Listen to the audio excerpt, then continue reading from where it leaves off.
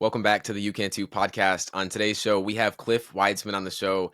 He is a CEO of Speechify with over 20 million users globally. He is Forbes 30 under 30, an entrepreneur, and so many more things. Cliff, for those who may not be aware of who you are, what Speechify is, can you give us a brief rundown of everything that you're about, brother? Yeah, happy to do so, James. Thanks for having me. And Absolutely. I'm happy you have a podcast because you have the voice for it, for sure.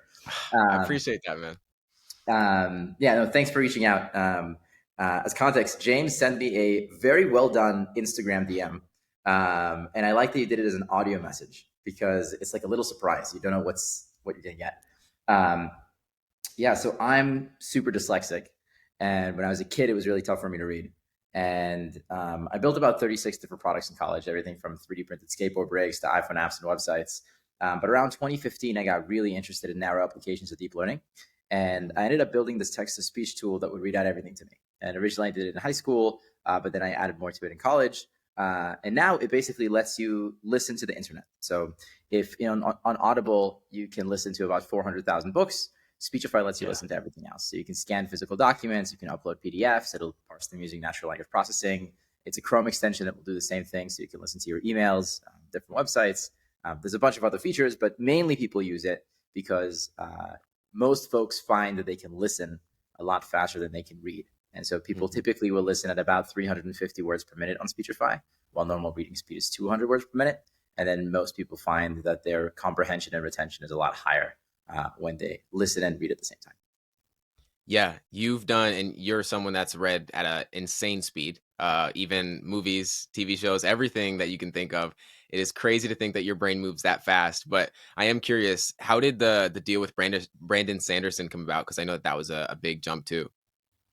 Yeah, happy to share. And to address what you said before, I wish I could read at insane speeds. I listen at insane. Right. Listen, Um, right. and I wouldn't say that it's because my brain moves particularly fast. It's because I trained myself to You intake trained it information at a high exactly. speed when it comes to listening. So, especially if you're like me and you have ADHD, and you read something and you get bored, you're not getting bored because your brain moves slowly. In fact, kids with ADHD have very fast moving brains.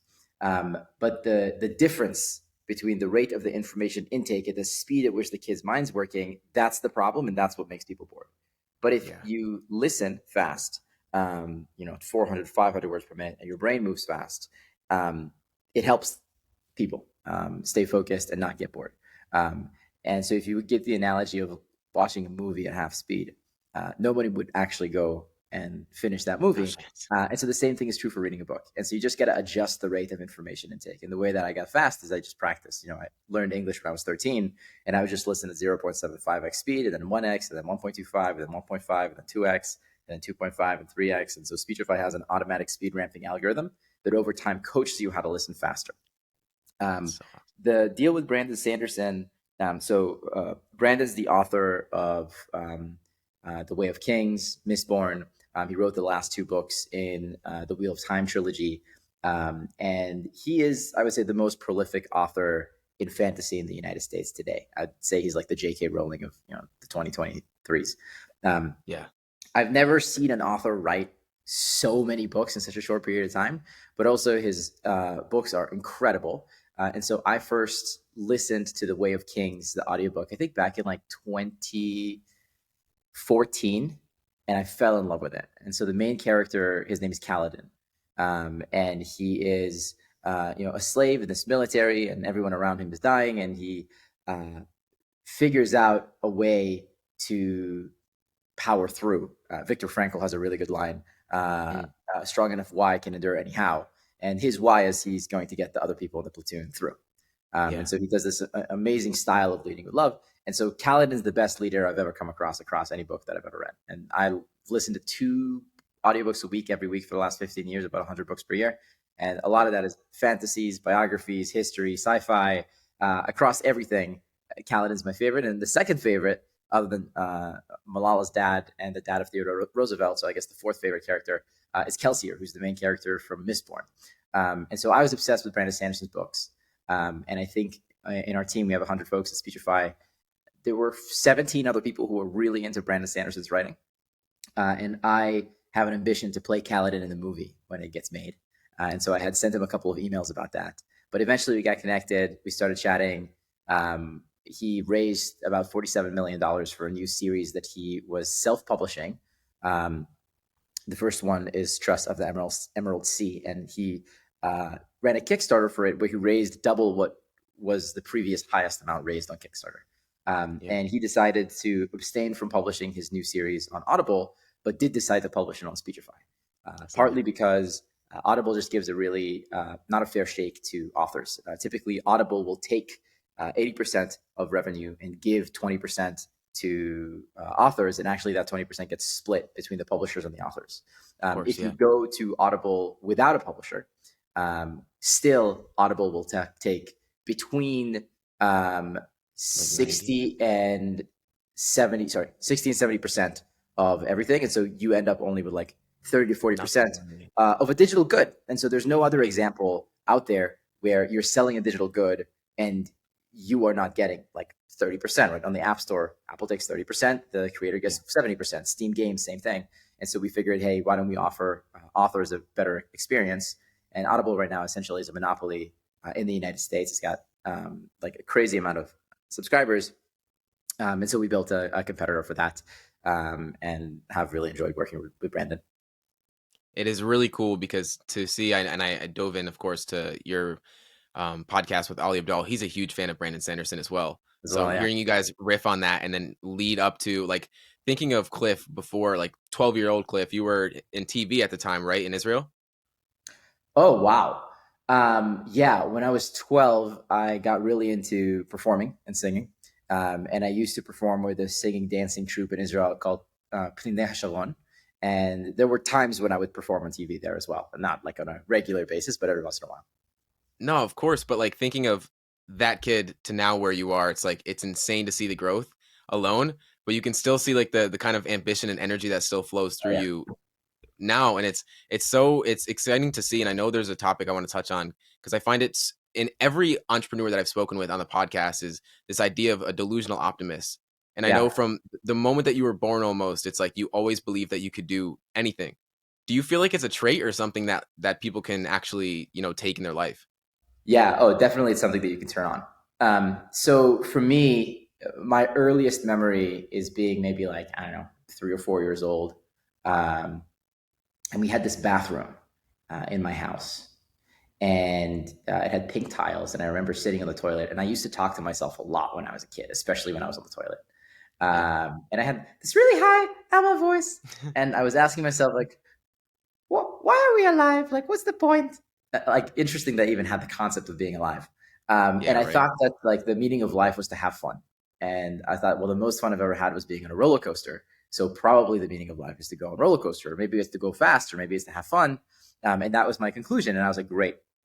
And in preschool, before elementary school started, I was very just good at movement, and so I was a very good dancer. And I got into breakdancing, and I was like pretty good at it early on, and I loved singing. And so I joined the singing dancing group. Later, when I started, first, second, third, fourth grade, I really struggled with reading, and this was a big outlet for me. But I joined this group relatively late. I think it had been going on for 3 years before I joined, and there were two singers in particular, one guy and one girl, who were exceptional singers, and they had had a lot of vocal training. So I was not as good as them. But I really wanted to get a solo, like really, really badly. And there was a song that we were performing. I think it was I Will Survive. And we were going to have an audition to see who's going to get the solos. And typically these two singers would get the solos, and I was relatively new. And I was like, I'm going to get the solo. And my decision was I was going to spend the next 24 hours. All I was going to do was drill this one song. And I listened to the song over and over, and I sang the song over and over. And I would just like sit in our living room and sing the song. And when it came time to do the auditions, I didn't get it. The male singer was still far better than I was. But it was just very evident to the person who ran the band that I had a motivation level that was unusual. And that I was also a very good performer. And so I might have not been able to beat the other guy in terms of vocal quality, but my like stage presence and dominance was very, very acute because I had practiced it so much and I was so comfortable with every single riff of the song. Maybe I didn't, hone every single tone, but I knew the movements. And so there was another portion of the band that did kind of like more like acting stuff. And so they were like, you should spend a little bit more time on this. And they started just giving me a lot of solos that were more like on the rapping side, some singing, but everything that required like stage presence and performance. And then one day I did a backflip in the middle of one of these things. So they were like, wait, what? And then they would just like find a way to include that in as many of the shows as possible. And then later my brother Tyler went through the same program and he did the same exact things. Like he basically got every single solo that I had. And there was one day in particular that I was not going to make it to this really big show that we had in front of 3,000 people. I was on a school trip and the bus was on the side of the road. And I called Tyler. I think I had a phone for like a week before this.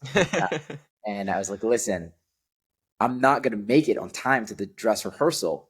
So I need you to tell them I'm coming so that they will not replace me. But then when it's time for me to sing, you step out of your place and just sing instead of me. And he did this. And then at the end of the dress rehearsal, the people who ran the band went to him and was like, first of all, where the heck is Cliff? And he's like, he's coming, whatever. And like, okay, well, if he's not coming, you're doing the solo. So like, let's run it a couple more times. And then he just like had the same thing. So like that good Israeli chutzpah. But the second thing is, yeah, I think even if you look at Kaladin as a character in the book is very defeated. He feels the world, he feels he's cursed and the world is plotting against him. And he's properly at the edge of his rope. The one thing that's very different between me as a character and Kaladin as a character, both of us have this very, very strong grit. Sometimes people talk about IQ, intelligence quotient, or EQ, emotional intelligence. I think the most important one is AQ, adversity quotient. How good are you when things get really, really bad? Do you not give up? And we're very good at leading with love. But I'm very fortunate that I have a natural predisposition to very optimistic thinking. I think that people are on a spectrum when it comes to whether you're predisposed towards depressive thought processes or positive thought processes.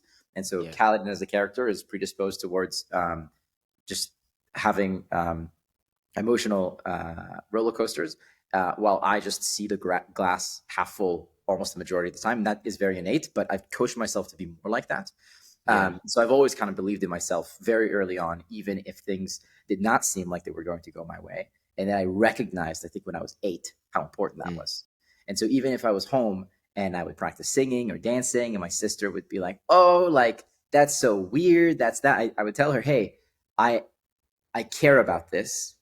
And I want to convince myself that it is not. So please don't call it weird. Don't put me down. Help me believe that it's good. And so like that shifted. And then we're 5 kids. All of us just like always believed in each other. By the way, it's very interesting because me, Tyler, and Alex, all of us found it really difficult to make friends when we were in elementary school, middle school. And then when we got to college, we all flourished. And partly it's because we had this really positive reinforcing loop inside of the 5 kids where everything was on bounds. Like you could sing, you could dance, you could flip, you could roll, you could like do computer science and go to college classes when you were like 11. Like it doesn't matter. Nothing was weird. And that doesn't jive in like middle school and elementary school. But we were lucky that we had this cluster of other children who had, the same brainwashing as us. That's profound, like profound to say the least. At 8 years old, you had the awareness to recognize that, we have a negativity bias. Everyone usually goes to the negative, and you having the awareness to realize even the wording that your siblings were using towards you to reframe it and change the way that you looked at whether it was failure or acting or just merely having that relentless commitment to saying that you want to do something. I feel for so many people, like we have this victim mindset, of course, especially in the US. I feel like it's just given to us at some point. I know for me, there was a shift where instead of asking, why is this happening to me? Because I definitely felt like a victim growing up. It was a shift where I thought, how is this happening for me? And then I started to see that in my life. Yeah. When did that shift happen for you? How did it happen at such a young age?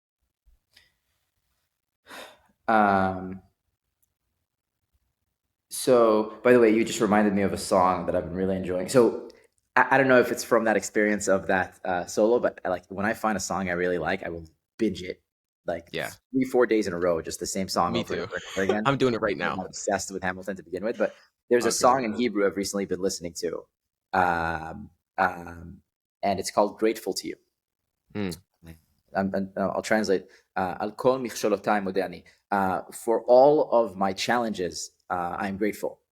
because they make me who I am. And for me, when I was a kid, and you asked how did I come to the realization that, Yeah, I mean, well, yeah, because it's like you came to the U.S. at 13, dyslexic and not knowing English, and you yeah, still had the optimism. yeah. Um, so the answer of where that came from is I was very Yeah. lucky with my parents. Um, if you think about the core of the human condition and what humans want above all Mhm. else, um, Dale Carnegie writes about this, and he said there's two things people want, and one is a desire to be great, Mhm. and I think he says the other one is the desire to be loved. I could be wrong. Loved, yeah. But Yeah, I if think it so. is not that, that is what I think is the highest order thing that people want. Is everybody Mhm. wants to be loved.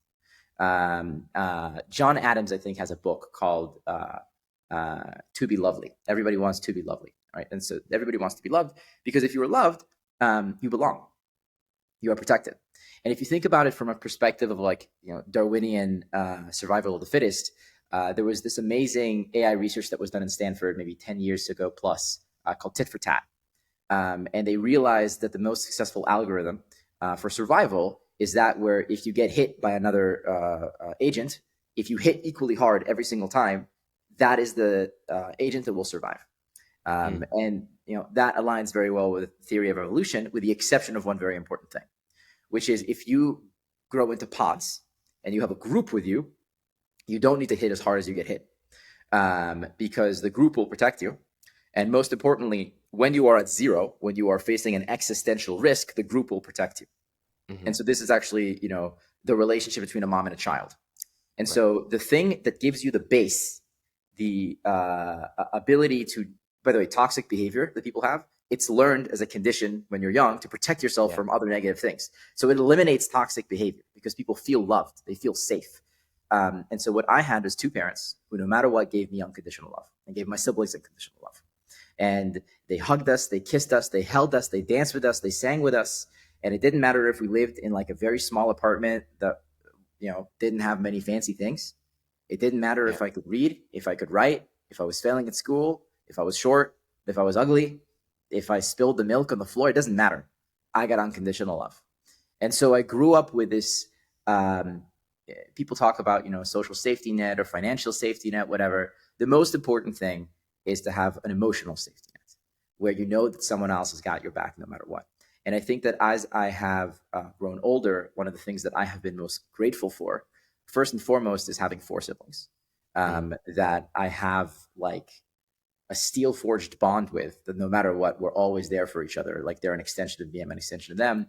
But Yeah. secondly, I probably have 10 friends who are like basically, blood brothers and sisters Yeah. at this point, where I will like take a plane to the edge of the earth in a heartbeat and they will do the same thing for me. And so uh, having that pod is so powerful, and it makes it so that you're willing to be weird. You're willing to do things that other people will not.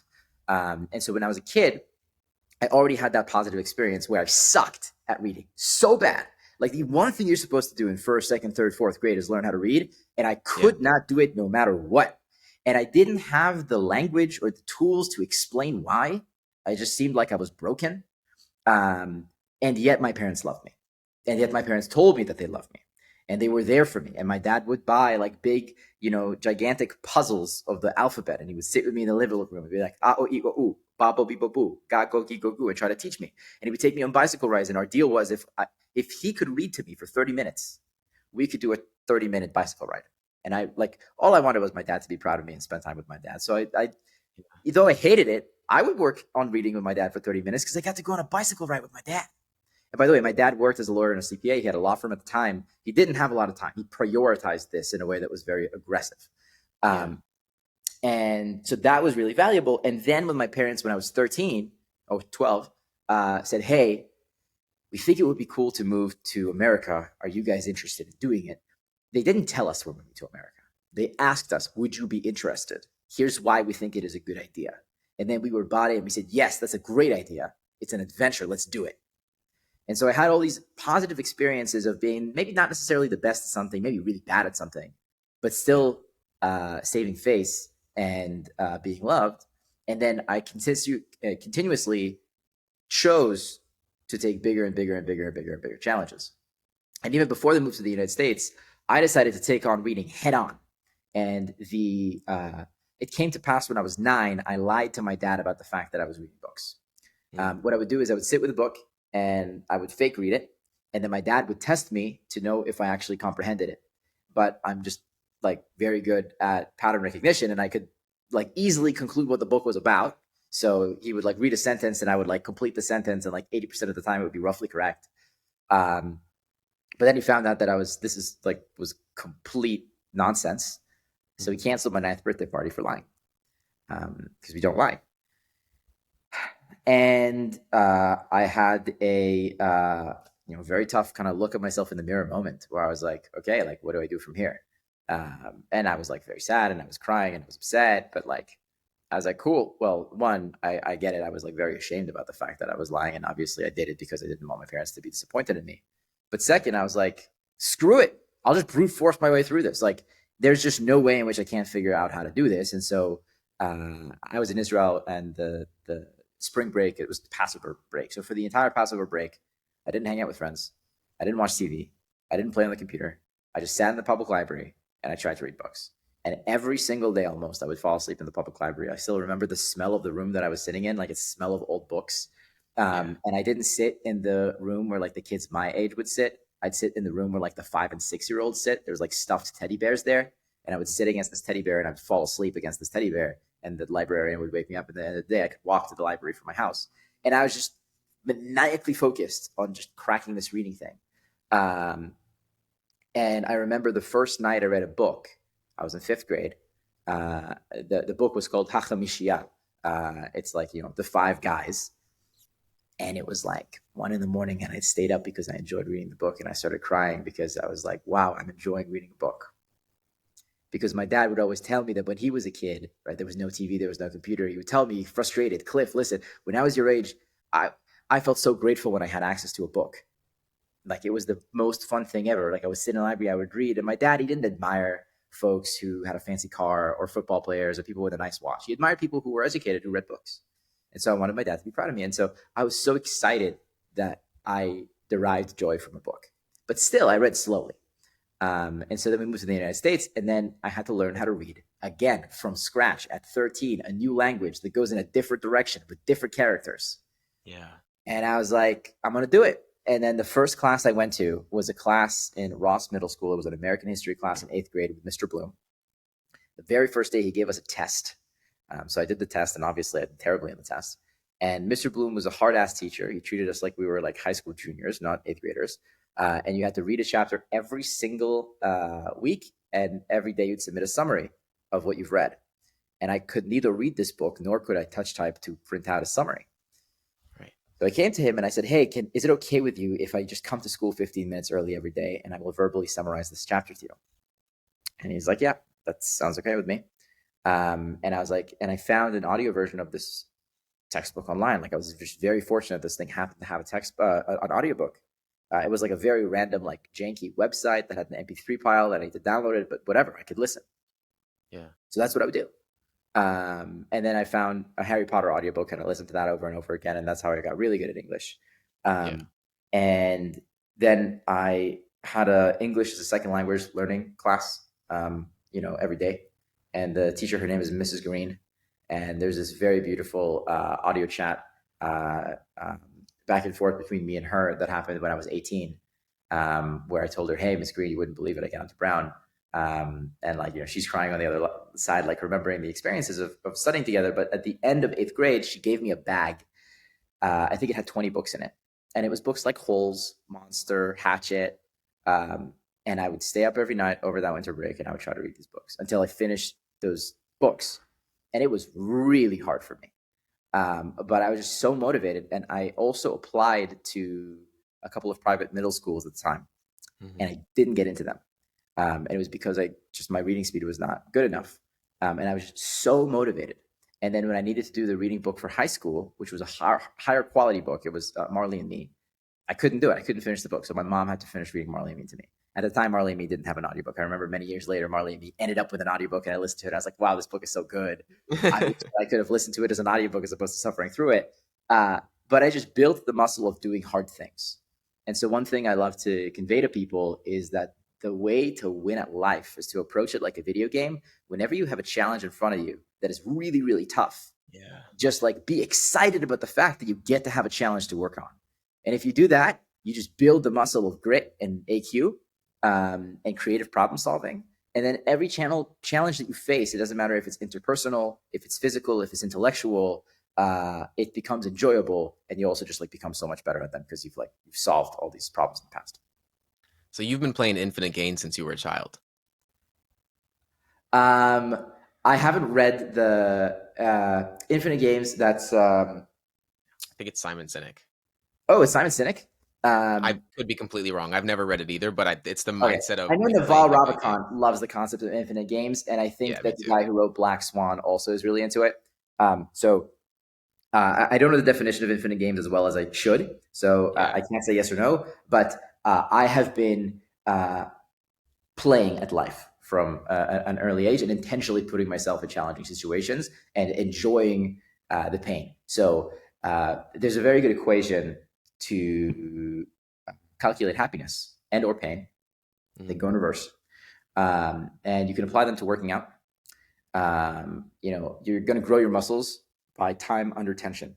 And so the longer that you are in pain, the more that you will benefit. But if you multiply that equation and you don't call it pain, but you call it joy, right? And you just times -1, you end up enjoying it. And so I love going to the gym. Like being under tension, that is like the best thing ever.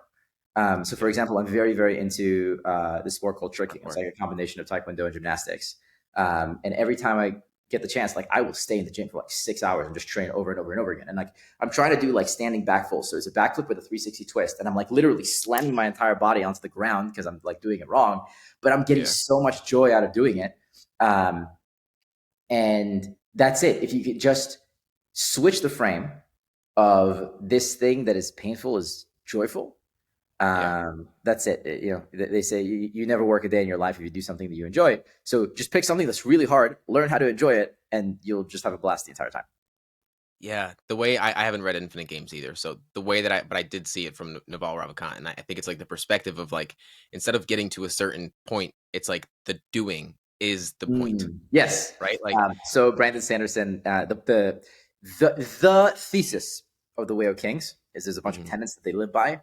But the most important why is journey before destination. Absolutely. And I was going to bring up the same thing for going to the gym, because I know that you're big into parkour, you're big into the gym, you're big into all so many different areas where it's when you start to see it as okay, how can I beat myself the next time and continuously try to find a way to enjoy it and stuff like that, life doesn't seem so miserable. And it's the experience of your experience, almost it seems like it would have been to a lot of people. And diving into Brown and stuff like that, and how long you were there, peanut butter sandwiches, just that whole experience must have been an enjoyable experience for you. But for a lot of people, I think it's the paradigm that you see it through. How I know for you, from Israel to Los Angeles to Brown, how has travel changed the way that you approach as well? So for the longest time, I wasn't particularly interested in traveling. I don't get stressed from work for the most part. Partly it's because I have a really amazing team. And so the things that I don't enjoy doing, by and large, other people are doing. And I'm kind of getting to work only in my zone of genius. But then when there's high stakes, that's my favorite time for the reasons that we discussed. The time I do get stressed is when I can't work. I hate it, despise it. And so I find that I hate being on boats.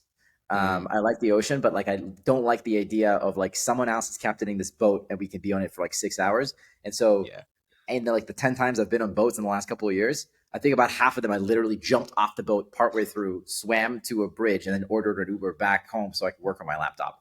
And so travel to me for a period of time was challenging because I didn't want to be on a random hike where I'm not learning something, etc. People are listening to this and cringing so hard. There's a problem with this. I'm working on it. I think with time, I have there's such a difference between who I am and who I want to be. And I'm working so diligently to become the person that I want to be. I just can't rest until I become that guy. And so when I become the Cliff that I envision, then I'll probably chill out a lot more. Um, and travel, but at a certain point, I realized that books are not the only, neither are they, they're not the only way to learn about the world. They're a huge shortcut to build a mental model of the universe that is correct. But after listening to like nearly 2,000 audiobooks, I realized that I learned more from conversations with people. Mhm. I wouldn't if I didn't listen to the books first. The books are the right primer. And then it's not enough to just sit and talk to like master students and PhDs and professors at Brown, at Harvard and MIT and Stanford. Like you got to talk to everybody. You got to talk to like the person who's checking your ticket at the subway in London, right? Mhm. The guy who's serving you baguettes in the corner street in France. The person who lives in a township in South Africa or a slum in India, wherever it is. And that's how you get like a real perspective of the world. And Yeah. so at a certain point, I said, okay, well, that's more fun. I care zero about the quality of my accommodations. That my joke, not joke, I'm serious. I almost never stay in hotels. I always stay at friends' places. And I just say, yeah, like all I need is like a spot on the floor that's not wet, and then I'm good. And so people are like, okay. And like on many occasions, I've slept on a concrete floor. I'll just like, put down a towel in my hoodie. But like, I don't care about that. I care that I'm around great people. Yeah. And great is intentionally a subjective word. Anyone is great if you can just see the story in them. I think that the number one definition of a great leader is one who sees the greatness in others before they see it in themselves. So you just got to pull the awesomeness out of somebody else. Yeah. And so what I ended up doing is in the beginning, even before COVID, I got a spot in, at first I stayed as a visiting scholar at Brown and I stayed with maybe like 6 other friends. Then I got a spot in San Francisco and that ended up being, 8 of us ended up living there. And then I got a house in Palo Alto that we had 9 or 10 of us. And then I ended up traveling Europe with Simon, who leads all operations at Speechify now. He's from Bulgaria originally. And we lived in Germany for a bit, London for a bit. I was in Denmark for a little while. And then I came back to the US. COVID hit, and I moved 5 of my friends into a 1 bedroom apartment that we all shared in Culver City in LA. And so Mhm. Valentine and I shared a bed. Simon and Chaitu shared an air bed in the living room. We split the room with a room divider. Taylor had an air mattress, and like everybody shared the kitchen. We put a bench press by my bed, and it was like the best few months of my That's life. And then we hired more people and more people, so we got a bigger house. And then we got a spot in Florida. We got a bigger house, and then we got a spot in New York for 5 months, and then London for 5 months. It'd be just like not for 5 months, but like 3 to 5 months. And so yeah. we just like would go place to place to place. We'd hire people wherever we would go, and then I'll fly like same day. I'll fly to India and I'll work with a team there, and I'll fly back, or I'll do the same thing with Vietnam or Ukraine or whatever. Um, my goal is to make the world feel small, and I want to have a friend in every city. So no matter where I go, there's a spot that I can see and stay, and a person that can take me around, and that I can be that person for a lot of other people. If I look at like my top goals in life, the number one is to become the best person that I can be and have kids who are greater than me. But the second one is to give out as much love as possible into the universe, and that starts with partner, family, friends, strangers. The way I give value to other people is the value I create through Speechify. But I have this obsession with finding the coolest people in the world and being friends with them, no matter who they are. And so that's how travel relates into my life. It's less so seeing things; it's more so meeting people energetically and learning their life stories and adjusting what I'm grateful for by those experiences. Yeah. Yeah, I we have very similar life goals in that regard because I remember like before starting the podcast, starting my business and doing everything in this space, I was working retail. And a lot of people would hate it. And I would just like take every moment as present as I can with this person and the next person. And it was like people would think that I would be selling them and I wasn't on commission. And it was just because I was so present in the Mm. experience that it was like you can learn from anybody and you can also make friends with anybody and really take so much from so many different people. I mean, I believe that's the reason that we're here is to experience love with others and just and Yes. express that, have compassion and try to bring that into the world. And I know that for you, you do a very intentional job of finding those people. You make a list of 100 people in a certain place and you're going out and you're reaching out to them. And I think for a lot of people, they have a lot of fear around that. And I'm the same way where Mm. I reached out to you, I sent a voice memo, and I know you do the exact same thing to a lot of people. I think there's a lot of people that have a lot of fear around that. Mm. Was there ever a fear for you? No. Um, no, but I'll tell you the email that made me have even less fear. Um, I'm trying to find the first time I sent a cold message to someone. So, first, you got to remember my spelling is horrible. Yeah. And it didn't used to be that spell check was amazing. I remember there was a billionaire called Ron Perlman who I emailed, and I misspelled his name. Um, and uh, even in high school, like messaging other kids, messaging girls, I didn't know the difference between 22 and 2.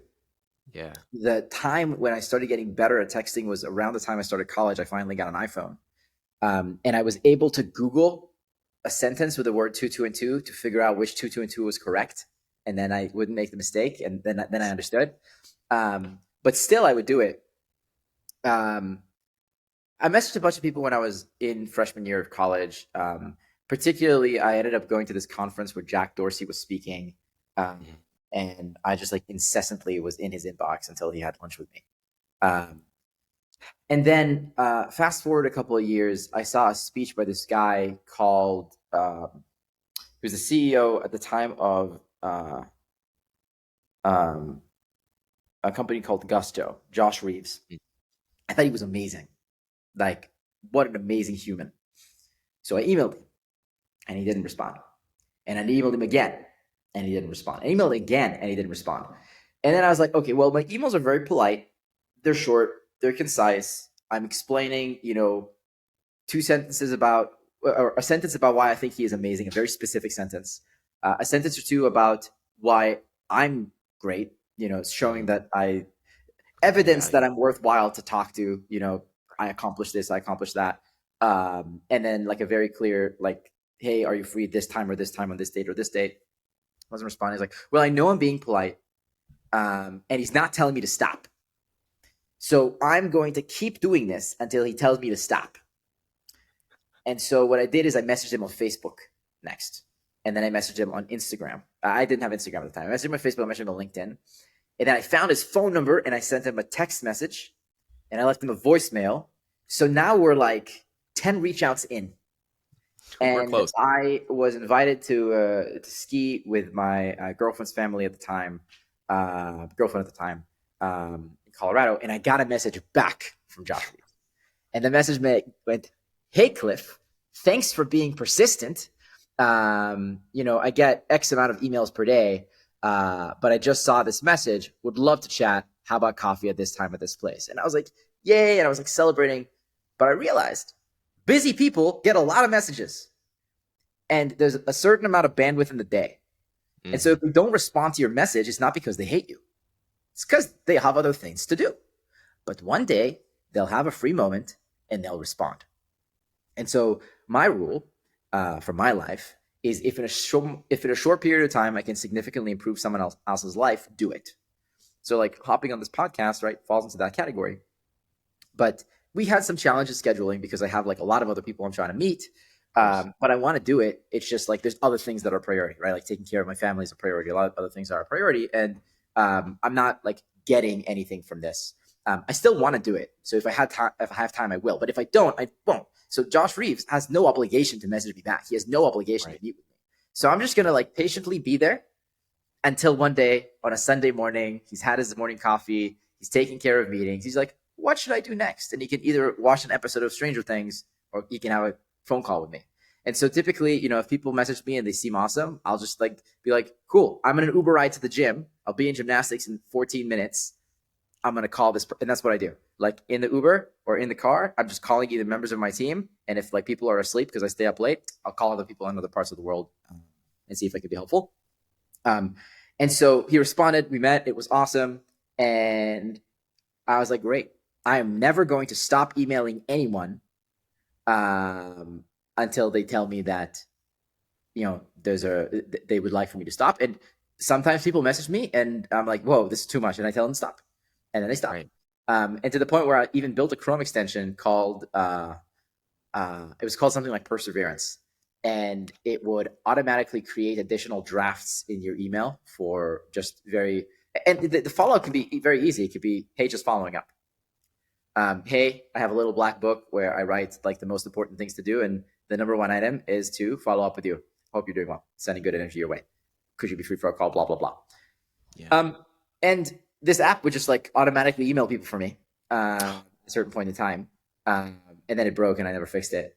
I need that. It reminded me that like this was totally legit, and obviously, the other key is there's two options in cold outreach. The first one is either you do it very succinct, or the second one is you do it extremely heartfelt. And so what's very funny is sometimes people will miss your heartfelt message. And when I met Brandon Sanderson for the first time, we met not about me wanting to play Kaladin in the movie. Right. We met about through dyslexia. And we talked, and dyslexia, like I'm the man in that category. I built the app that the majority of kids in dyslexia in the world now use. Absolutely. But at the end of the call, it's like an hour and a half in, maybe there's 3 people from his team on the call. He goes, and by the way, Cliff, when I prepped for this meeting, I looked at my email and I saw an email from 2016 where you wrote to me about wanting to play Kaladin. I got to tell you, Kaladin has Mediterranean roots. And so I'm not saying that there's zero chance. But the funny part is like that email was so heartfelt. Like I was almost embarrassed that he brought up this email because I like poured out my soul. I was so genuine about how strong of a connection I felt with that character. And at the time, I remember I was so into Way of Kings, I would sit in physics class. I would listen to Way of Kings instead of paying attention, and I'd like track on the board, and then I'd pause, make sure I know what's going on, and then play again. I like literally sit in lectures listening to Way of Kings. And I think that the reason why Brandon and I ended up with such a nice relationship is not just, we partnered on the business thing, is like, it's just very, very clear that his writing touched my heart and shaped who I am in a very powerful way. And I conveyed it in that email. And so, the other thing I was chatting with Ali about is when I graduated college, I wrote this 30-page paper about my worldviews. Mm-hmm. And I distilled it down into the 28 principles that I believe that most of the people don't. And by the way, I would have never figured out those 28 things if I didn't spend 30 pages writing.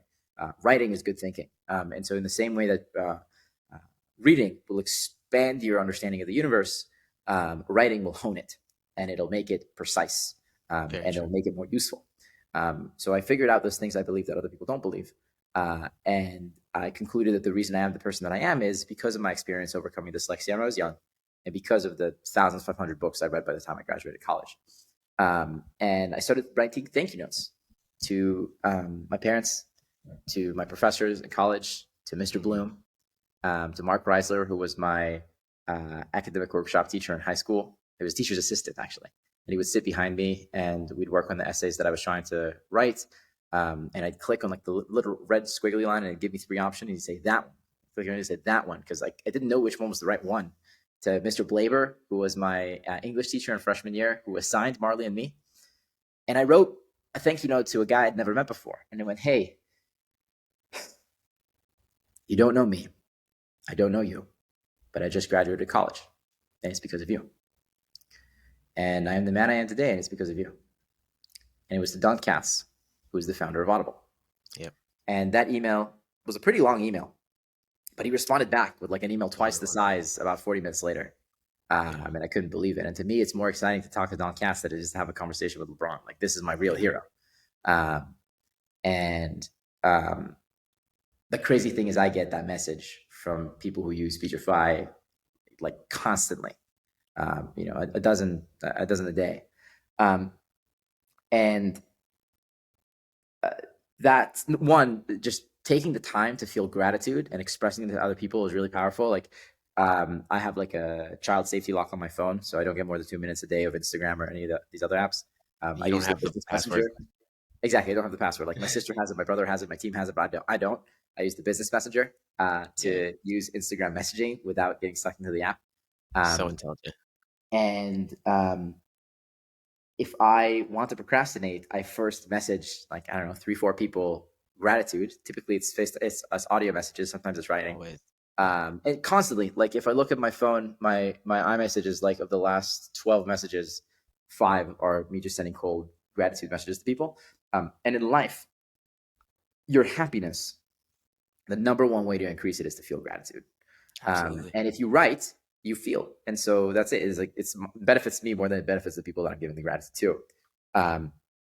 But that's really, really powerful. And so, Don Cass responded to this email. And that was like an amazing new friendship with a person who I really admired. Like, how I said, I really care about my dad being proud of me. Right.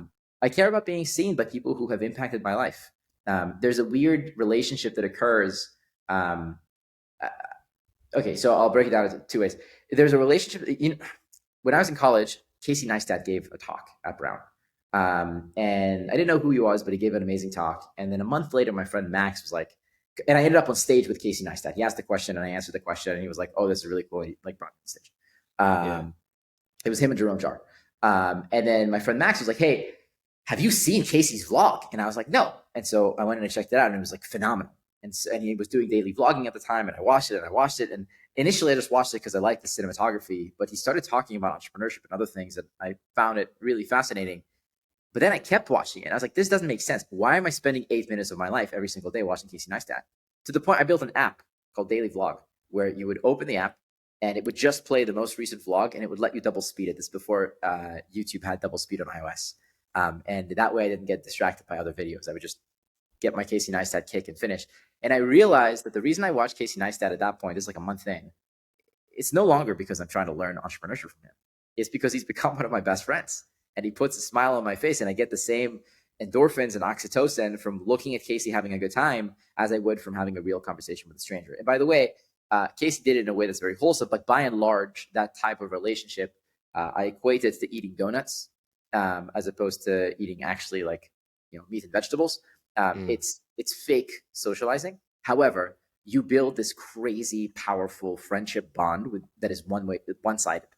Yeah. And so there's a very big imbalance, and people really want to balance that balance. And so one, it's if you look at people and you consume their information online. But two, healthier is if you consume something that someone made. And so I love Apple, I love the Mac, I love the iPhone. I'd love to spend time with Steve Jobs. I don't agree with his leadership style, but I think he is a product Way different. genius. Yeah. And there's musicians I feel the same way about, right? Like John Bellion, Ed Sheeran, Lin-Manuel Miranda, Alec Benjamin, all these people I would love to spend time writing with. And when I do end up making friends with artists who I really enjoy, they end up being like really good friends of mine. Connor Price is a really good example of this. And so if you enjoy a product, it is very likely that you will jive with the person who made it. But that relationship with Don Katz was very meaningful to me and taught me that whenever I feel great gratitude for something in my life that is not a member of my family, but something that is positive. So I see like the 4-hour work week behind you. So I went on like an hour and a half hike the other day with Tim Ferriss. And like, that was amazing. Like the person is phenomenal. And he like basically wrote the blueprint that helped me figure out how to travel the world and do entrepreneurship and all these things. So there's nothing stopping you from reaching out. Yeah, it is. It is. We have like I'm going to continue saying this throughout this podcast, but it's the reason I brought you on, because we have very similar mindsets when it comes to this kind of stuff. Yeah. I think for a lot of people, they fear whether it's, I don't know if it's rejection or this idea of if I really am so ambitious, I'm going to look at as like I'm weird because I give it my all. It should come easy kind of thing. I never really understood. I never really understood that, because it's like we're here once. There's so much possibility. Like if I didn't reach out to you, you wouldn't be here right now. And it's like this happens in every area of life, and you can build so many great relationships, like you said, with people that you maybe didn't think it was possible, but you have to have this optimism that it is possible. I know for you, there's been a lot of challenges that have played a role in your life, I feel.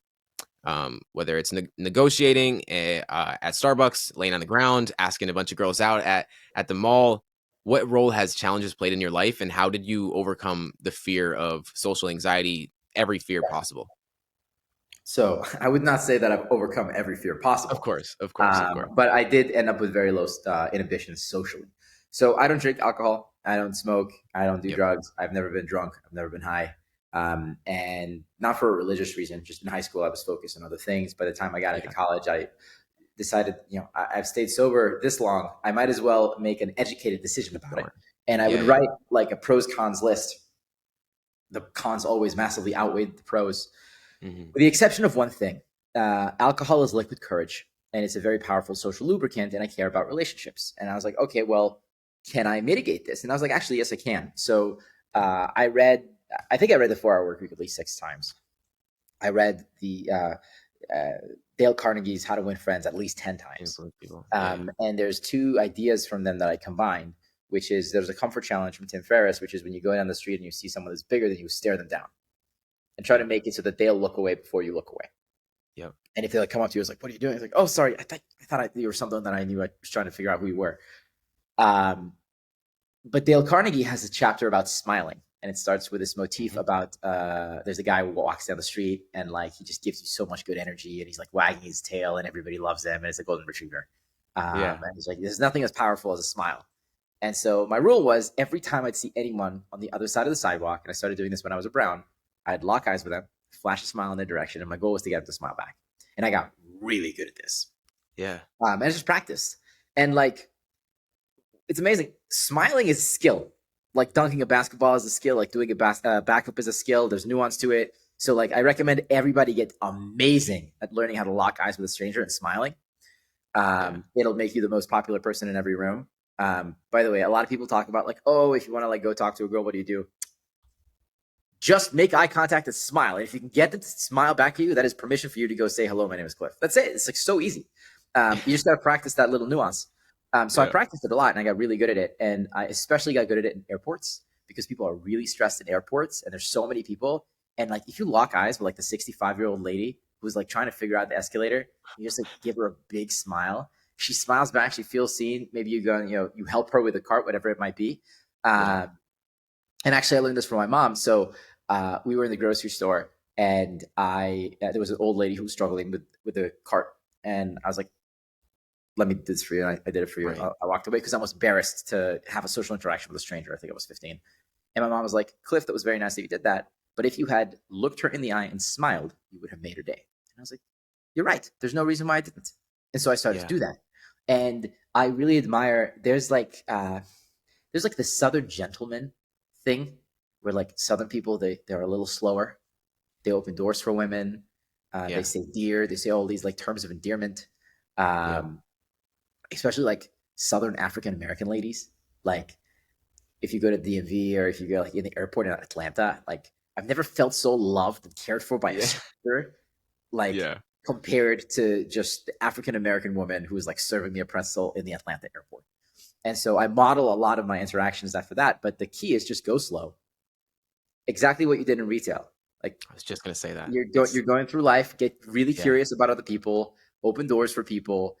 It's embarrassing to do. Everybody thinks it's not embarrassing. It is the coolest thing you could possibly do. And so it's the same thing about singing or being weird or sending cold emails. Being a gentleman can feel embarrassing, but it's not. You just got to practice it. And after you put a couple of reps in, you'll get it and then you'll be addicted to it and you'll never do anything different again. And so I did all these challenges and I got to the point that I just had no social inhibition. Like I'm the first person to dance at the table at every party I go to. I just don't need alcohol for it. And I think that's kind of where it came from. And then at a certain point, I kept doing the pros cons analysis and alcohol never came in as a positive thing. And so I just got back from Coachella, which is like this big music festival out in Palm Springs in California. And people are like, you're going to go to Coachella and you don't drink? I'm like, yeah, like I like music. I like people. Like my friends are going. Like, there's no reason why not to go. And so I think that's the other superpower is like I've spent a lot of time with people who are partying and having a good time. They're just like, I did it sober. And that makes you very powerful. Yeah, you can't let anybody influence you at that point. It's like you've decided for yourself almost. Yes. Absolutely. So very, very true. I mean, there's hundreds of people who have tried to convince me to consume alcohol. Exactly. Yeah. But it's a pre-made decision. And the trick is, I've already decided, under no circumstance are you, sir, going to be the person who suddenly gets me to, on a dime, shift my beliefs. I'm open to shifting my beliefs, but I'm going to do it at home. And the way I really cemented this is there's one pill in particular that I wanted to take. It's called Adderall. And I have ADHD. I don't like changing my brain. The reason I don't drink is I like the way in which my brain is operating right now. I don't want to Absolutely. reset it. I'm very happy. But I get distracted all the time. I go to sleep really late. I like hyperfixate on things. And my life quality will be better if I have better executive functioning. By the way, ADHD, attention deficit disorder, I don't know why we call it a deficit and a disorder, right? You could think about it as, it's a superpower and the ability to hyperfixate. But yes, executive functioning is challenged. And so that means that if you want to do something, your brain can't force your physiology to change itself Yeah. in a way that people with not ADHD are capable of doing. And so, like, gosh, my goal is to make sure that like 2.5 billion people can realize their real potential and not be limited by reading. What if I took Adderall, I could do it in 2 years instead of 5? Mm. And so someone gave me Adderall, and I had it in my drawer, and I didn't want to take it, but there was high pressure to take it, especially like when taxes are due and you need to do follow up, or You got admin him. work. Yeah. So I made a decision. I put a notebook by the Adderall in the drawer. My agreement with myself is I would write a 10-page paper Mhm. about why I should take Adderall. And if I was willing to write the 10-page paper and then I gave it to my brother and my dad, I got them both to read it. And I convinced them, and I think they're very smart, that I should take Adderall, then it's totally okay for me to take Adderall. I never got past the second page of the paper. And so the same thing is true for alcohol. Like I will have to convince myself at that level before I do something like that. Um, and who knows? Maybe when I'm 50, when I'm 60, and I have my kids and I have everything else. This reminds me of something else in the conversation I wanted to hit on that you made me think about, which is we talked about travel, and I talked about how I get stressed traveling because I want to be the person that I strive to be, and I'm not that person yet. Mhm. And so someone asked me recently, who is that person that I want to be? I was And gonna ask that earlier. yeah, and so, by the way, this shows you the value of having conversations with people. Absolutely. And I thought about it and I said, the thing that I want to be more than anything else is a good dad. I care about that more than anything. I care about that more than parkour, more than music, more than Speechify, more than audiobooks, more than anything. Um, and it fits, right? So if you believe in Nikki ethics, Aristotle talks about what does it mean to be good? What is a good Mhm. knife? Well, something is good if it's good at the thing that it is designed to do. So a knife is designed to cut. So a good knife is one that's good at cutting. A good chair is one that's good at sitting. A good hammer is one that's good at hammering in nails. Well, what are humans good for? Designed for. And so Aristotle says it is what separates humans from animals is the exercise of theoretical thought, and the doing of that is the thing that makes human good. I think that's biased because Aristotle happens to be a philosopher whose entire job is the exercise of theoretical thought. But I think every Right. person has a different reason for being. Sometimes they're overlapping. Mine is to give love. Now I'm religious. I'm Jewish. Not like Orthodox, but I believe in like the universe and good energy. And Yeah. God made man in God's image, and so it is virtuous to be godlike. But what is the essence of God? Well, it is to create, right? Bereshit Elohim bara et hashamayim ve'aretz. In the beginning, God created the land and the sky. Um, but there's actually a more powerful element to being a god, at least if you believe in Islam, Judaism, or Christianity, and it is Yeah. actually the exercise of love. It's caring for the people, your flock, etc. And so, the largest amount of love that you can give is as a parent. And so, I'm very excited for that. I'm very far away from having kids. Like this has not happened for a very long time, uh, but um, everything that I'm doing is in service of being that person that I want to be, which is a really good dad. And so once I do that, I know that like my kids are taken care of, and I am worthy of being basically to my kids what my dad was to me.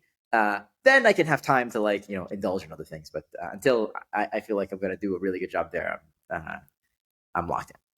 Yeah, you touch on so many points that I want to touch on. Like I have so many So questions go for based it. on that because like firstly, I agree so much because my like I said, when I was in retail, it was like the only thing I wanted to do was if I can make someone's day, regardless of how that looked like.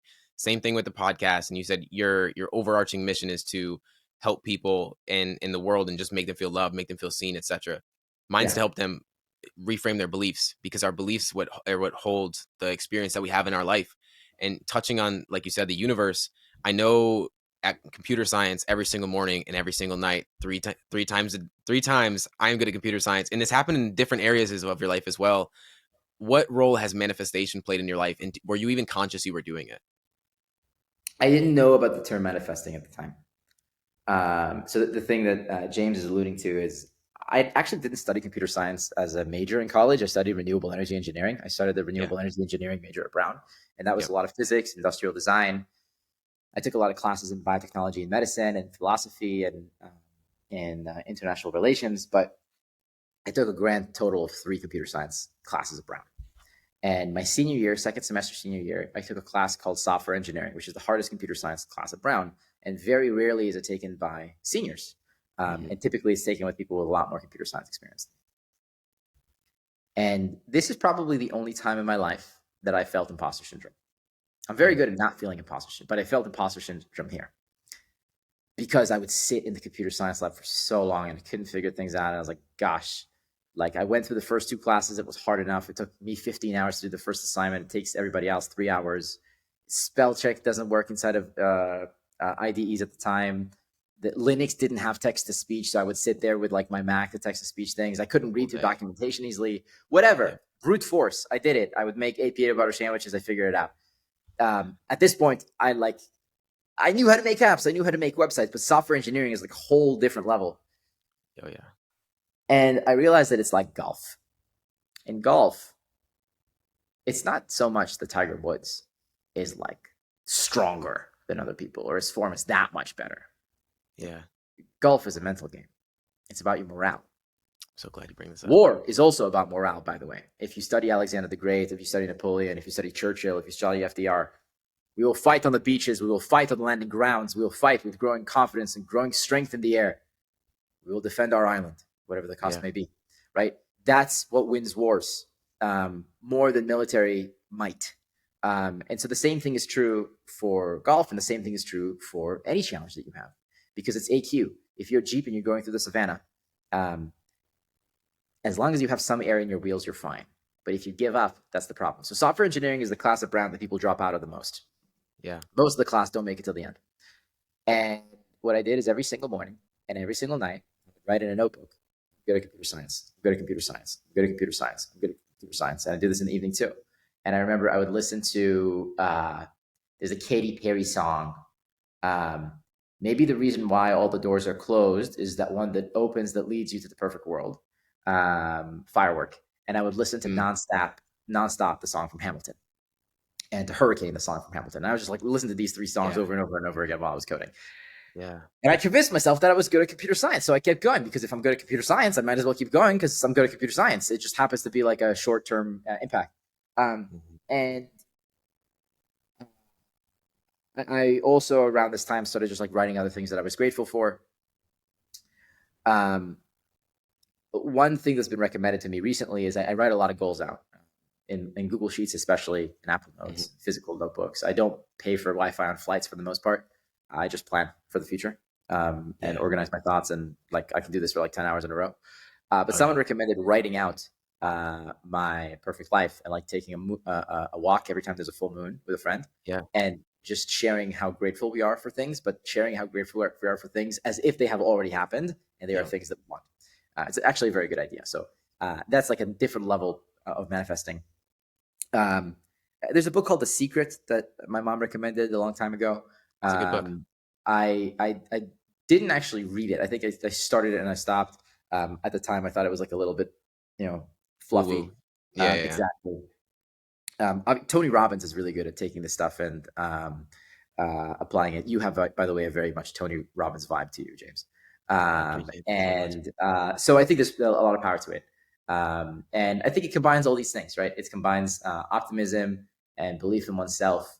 And yeah, I think I myself can lean more into actually tactically manifesting things. I'm more approach it from setting goals and then protecting my self belief. Yeah. I mean, 80% of your day is daydreaming. It's like Yep.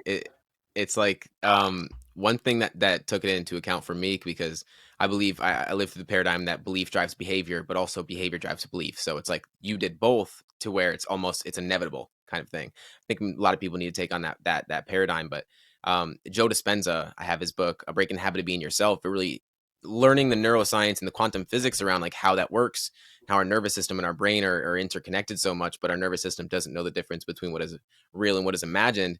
Yeah, Mm, we have to feel as though we've already done it, because if not, then our body's going to right. reject every ounce of it that we can. And so like getting that into your mind every single day while taking the action is what inevitably led you to where you are today. Hmm. I was teaching my friend Sam how to do backflips yesterday, and um, I had him run through a bunch of visualizations of how to do a Yep. backflip. First, how to do Yep. it on the floor, how to do it into the pit. He got it within 30 minutes. Within 30 minutes, he went from having never done a backflip to doing it on the floor. And I was spotting him. And at a certain point, I take away my hand. Uh, and he doesn't know whether my hand's going to be there or not, but he believes my hand is going to be there. Yep. And he would do one, and I'd be like, "Don't think, just do it again. Like, no thinking, do it again. I want you to do it 3 times." And he's strong, 100%. He can do a backflip. He learned the um, technique very quickly. Um, it's just a matter of it's a mental game. Belief. It's Yeah. 100% a mental game. And I was like, okay, I want you for the next 5 days, every day, find a patch of grass, do 5 backflips a day. Not because you need to practice this form. I just need it ingrained in your brain to believe that you can do it, and then forever Yeah. it'll be in your. You'll be 45 years old, you still be able to do a backflip. And that's very true. It's the way, and it shifts so much, because when you change your beliefs, everything around you changes.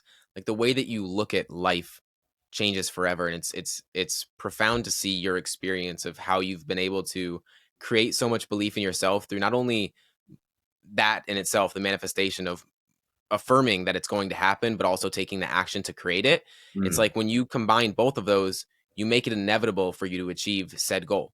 And so for you with Speechify or whatever life goal that you're looking for, it's like you plan it out in your mind and then it becomes real in your life. I'm curious for you with building Speechify, over 20 million users now, man. You've done some profound things with it, and just massive congratulations to you on that. And I know it's only the beginning for you as well. What has building such a massive company taught you about yourself?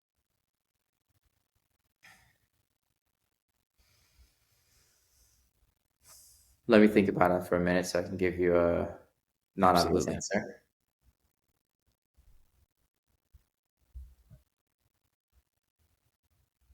Cool. So um, I need to answer 3 questions inside of that. Yes, it's taught me some things about myself, but mainly it has shaped me. Mm, So that's one important thing. And the second thing is it has shown me what is important. Um, Before Speechify, I built about 36 products. And I kept wanting to work with other people, but I kept not because they were moving too slowly. That's why I learned how to code, because I just didn't want to wait for somebody else to do it. yeah. And so the sentence I really subscribe to is, if you want to go fast, go alone. If you want to go far, go with a team. And so at the beginning, I worked by myself. Even on Speechify, I built, the original products. Yeah. Yeah. And with time, I kept recruiting, kept hiring, kept recruiting, kept hiring. So the first thing I learned is that you need to hire 10 people for a position before you find the one person that is absolutely amazing. And so the first person who was my soulmate when it comes to building Speechify is Simeon Kostadinov, Simon, who I met. We were born thousands of miles apart. He did not know a single person who I knew, not even connected online.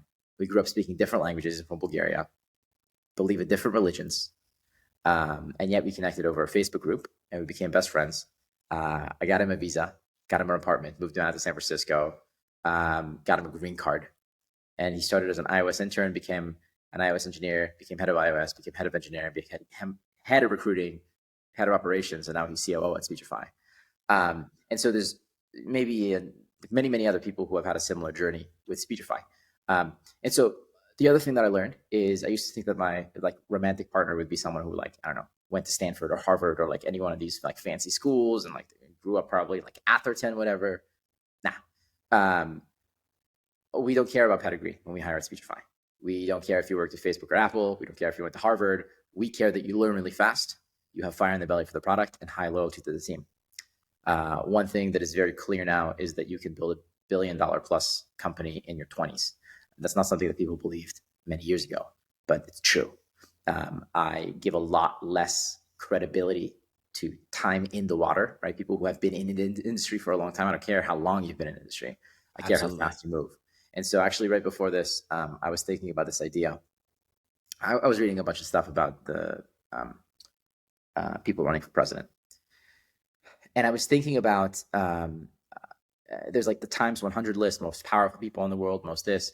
I would love to see a list, and I might just make it myself, of the 100 most competent leaders, and then break down what is a competent leader. And I would pull it back from actually Kaladin.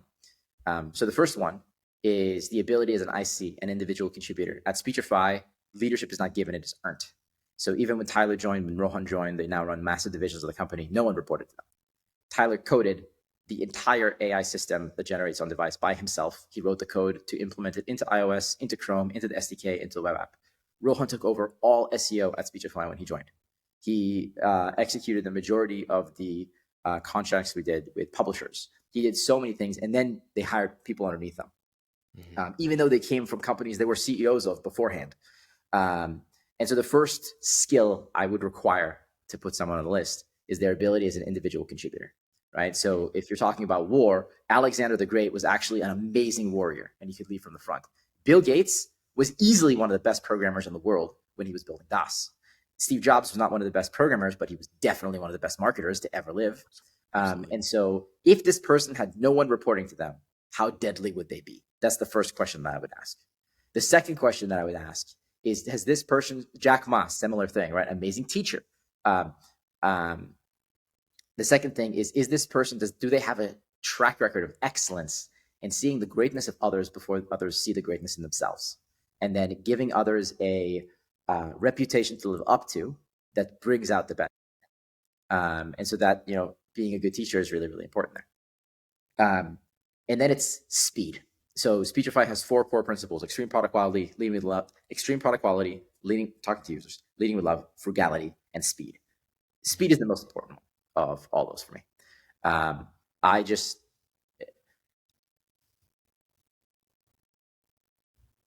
If you move slow, you die. It's like when they say that sharks die if they stop moving. There's no such thing as an inherent monopoly in any market. And even if you think you have a monopoly, Google thought they had a monopoly, and now you have OpenAI kind of challenging. It's just, at the end of the day, it's just speed of execution. And so how fast does this person as an individual execute? How fast do the direct reports execute? And then the people are after them. And then the last one is strategy. Do they know how to prioritize? Do they know how to be strategic about, going after the right things? So I think the person I would give the highest score to there in the last maybe like couple of decades is Jeff Bezos. It's incredible strategy, like completely unparalleled. And so if you look at like Chi has done an amazing, well, I don't want to say amazing, very strategic. And so I think that that's really, really interesting. And so at Speechify, the things that we also learned is, how I said I wrote that paper and it had all my values. Well, Simon at a certain point wrote a deck not a deck. We hate decks at Speechify. We don't use PowerPoint. He wrote a Google Sheet that had my values. And those retrofitted became the company's values.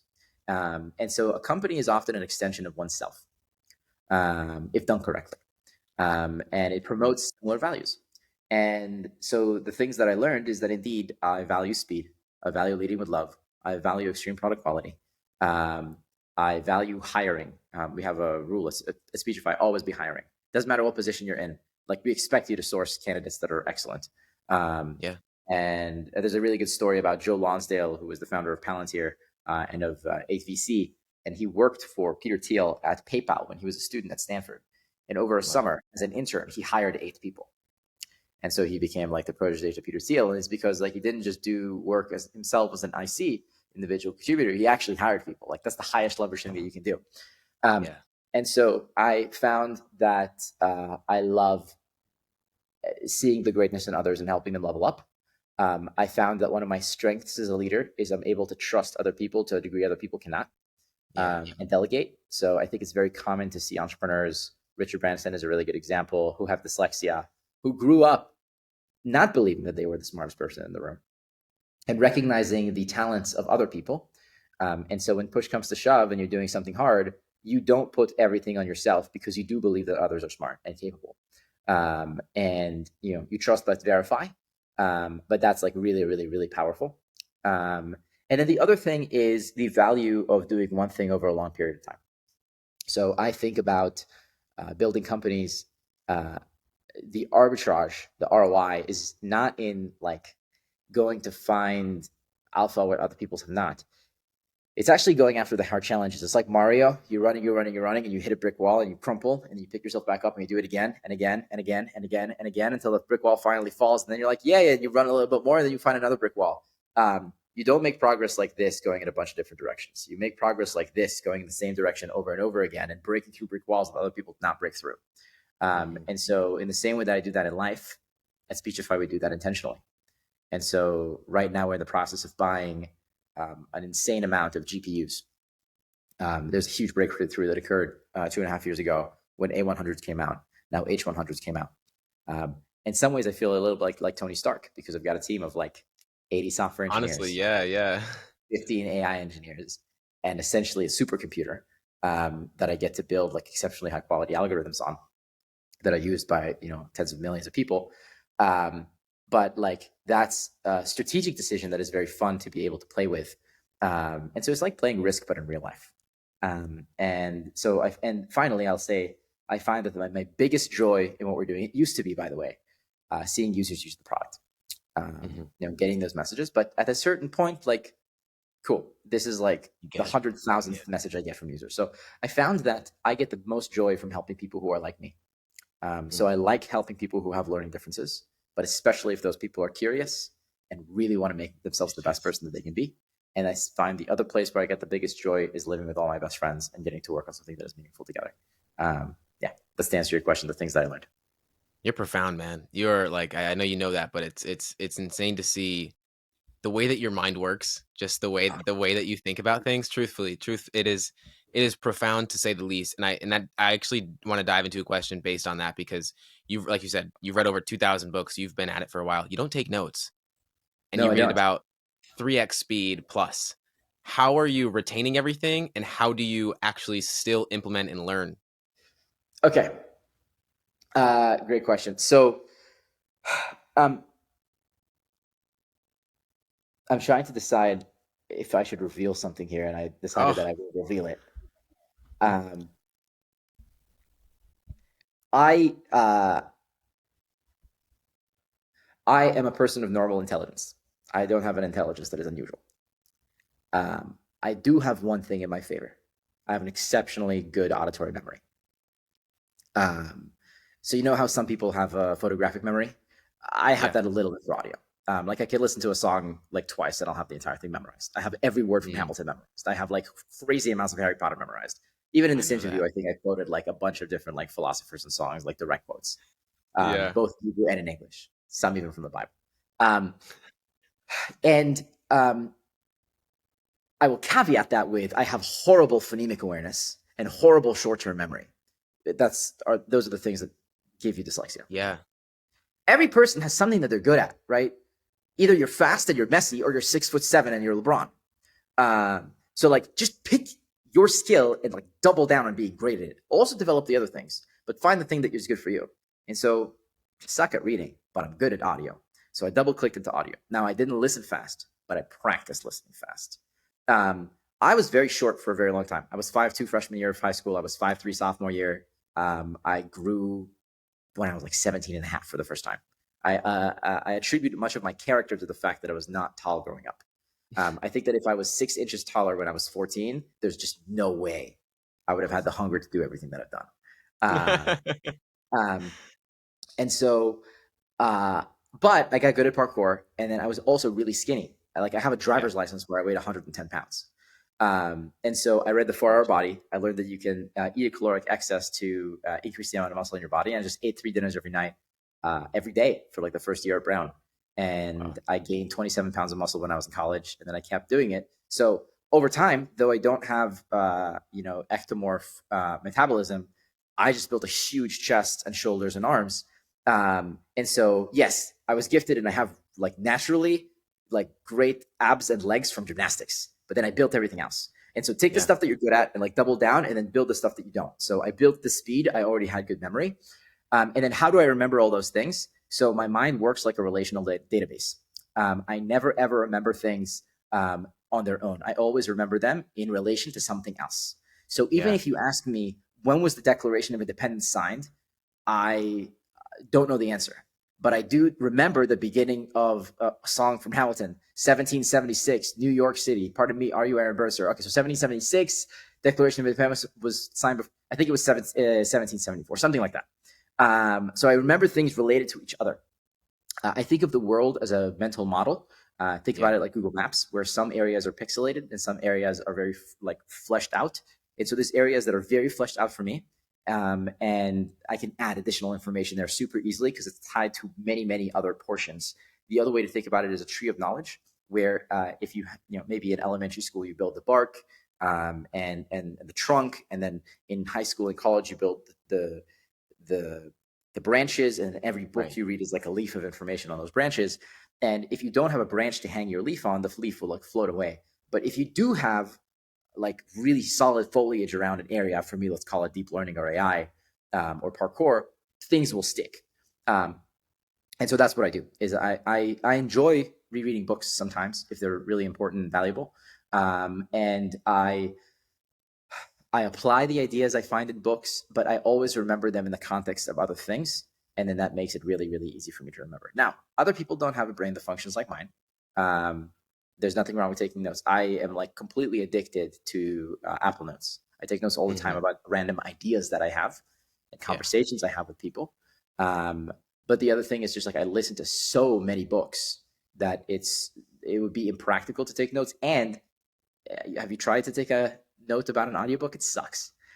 So Speechify audiobooks, and Speechify itself is amazing at this because we just Yeah. released immersive listening. So with Speechify, if you subscribe to the audiobooks product in the second tab of the app, you can get 12 credits. The catalog is basically the size of Audible's catalog at this point. It has a bunch of features that Audible does not have. It's extremely secure. It's extremely fast. The audio quality is better. You can listen at faster speeds. You can go up by 0.1 increments, but also it'll show you the words as you're listening, and you can take notes and you can highlight and you can annotate. The next feature we're releasing is a book club feature, where if I'm listening to a book and you're in like my friends list, it'll text you that I started, or notify you that I started listening to that book. It'll give you the ability to get that book, and then it'll show you exactly where I am in that book at that time. So you can try to catch up to me. And then when I finish, it tells you, so you can call me, you can talk to me about the book. And if you're behind me, you can read my annotations on the book as you go through, and vice versa. So I'm really excited for the book club feature. But that will make it easier for people to take notes in audiobooks in general. And then we're going to make that into a relational database where you can see the relationships between the notes that you took in different books, with the quotation marks and everything else. And you'll also have a Reddit-like experience where every comment that you make on a sentence or a passage in a book, other people can comment on too. So it'll turn all that into like essentially a subreddit, and then that gets SEO indexed, and then it's wonderful. It's the thing that we should always had. I don't know why no one has built it yet. Wow.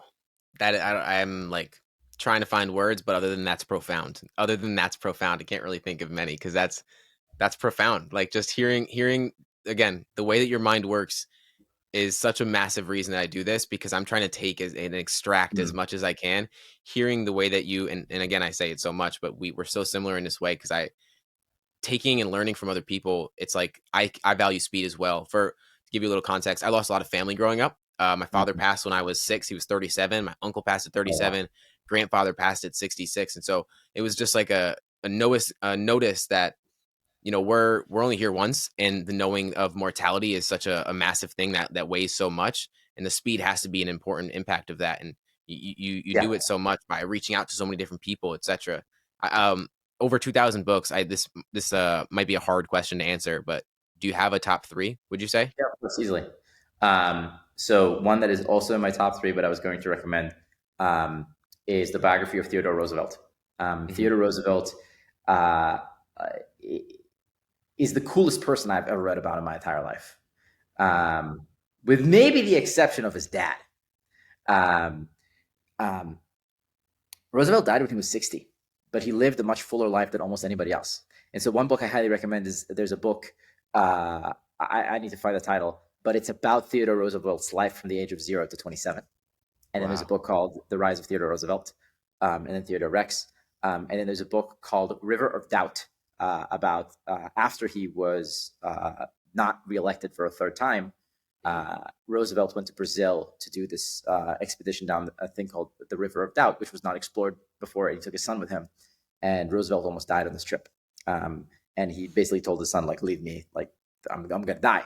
And his son was like, absolutely not. And that was like when there was a big shift where his son has done everything that Roosevelt told him the entire life. And now he's like completely refusing. And now he's taking care of his dad.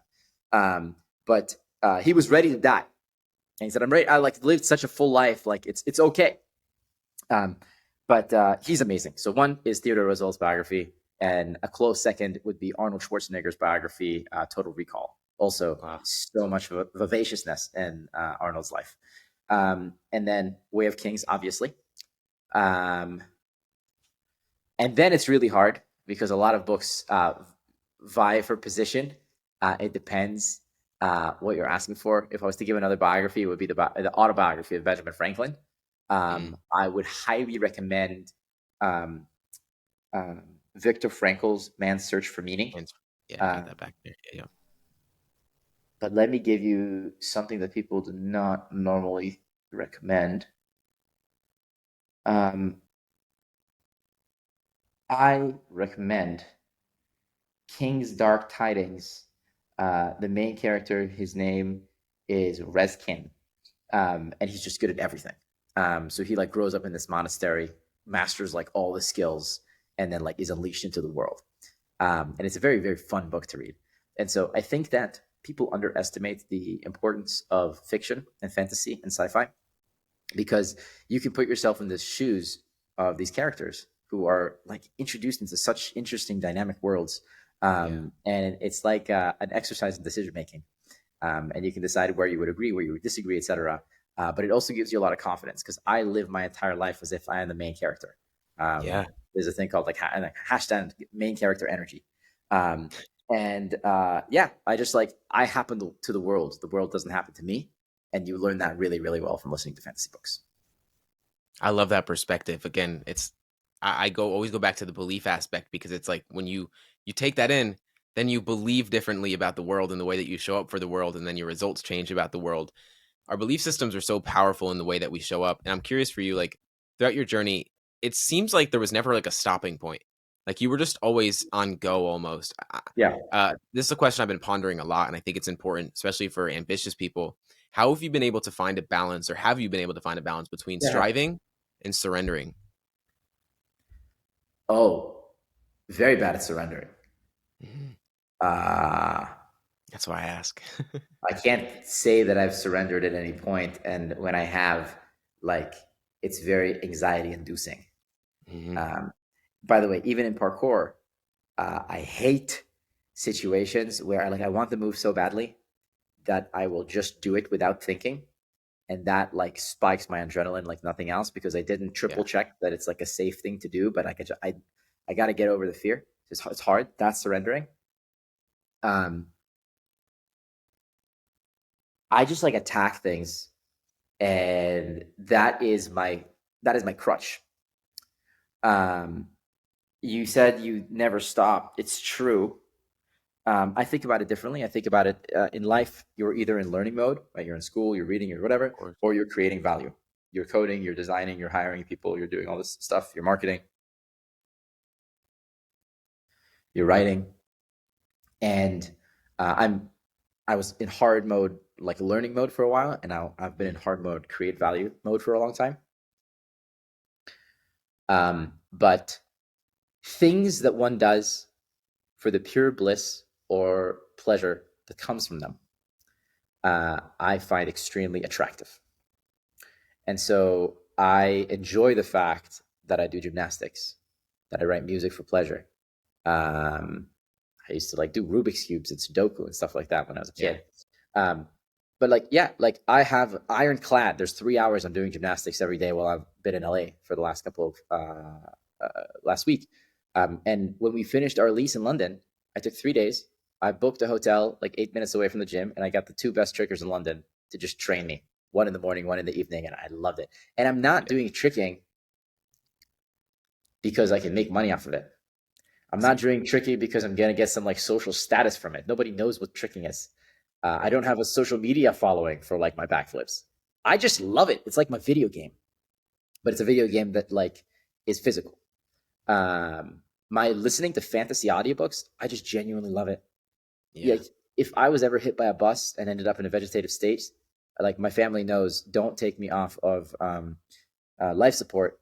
Just make sure there's an infinite amount of high quality fantasy audiobooks that can play, and make sure they play at double speed. And I will enjoy, as long as I can listen. I would love to stick around to just listen. That'll give me enough joy. And I do that a lot. Like I listen to 2 to 4 hours of audio a day, and I listen at like 3x speed. So you can do the math at how much I'm listening to per day. Yeah. And then if I'm not engaged in those things, I'm working. And so you asked about, how do you find a balance? Here's how you find a balance. There's 5 pillars of my life that come before work: family, and even more specifically, giving love. It could be to family, it could be to friends, etc. Listening to audiobooks, learning in whatever way you decide what you're learning is. Mine is listening to audiobooks, and it's pleasure for me as well. Lifting, music, and gymnastics. So like I'm gonna hit all those 5 things. And if my tank is like not full in any of those 5 pillars, I make sure that it becomes full. Now, sorry. Lifting and gymnastics you put together. The last one is actually nutrition. So I eat like 1.3 grams of protein per pound of body weight. So like 230 grams of protein per day. And depending on if I'm bulking or I'm cutting, I adjust how much fat and carbs I intake. That gives me like a lot of energy. But I know the things that are not important to me. Like I do not need to be on the beach. I do not need like nice things around me, car, house, bed, just like not important. But the other things are important. And if I don't have those things, I become like unhappy. I found that the thing that often creeps in for me is if I do start scoring maybe like a 7 on 10 scale for happiness, usually I live between like 9.5 and like 11. I'll start measuring my happiness 3 times a day on a scale of 1 to 10, and I'll write why I'm feeling bad, why I'm feeling not bad, and then I'll start to track my time in 30-minute increments. I'll do it retroactively. I'll look at my calendar and I'll do it in a Google Sheet, and I'll color code it. And typically, what I'll find is that the amount of how much time do I spend listening to audiobooks, learning SEO, coding, recruiting, talking to users, doing whatever.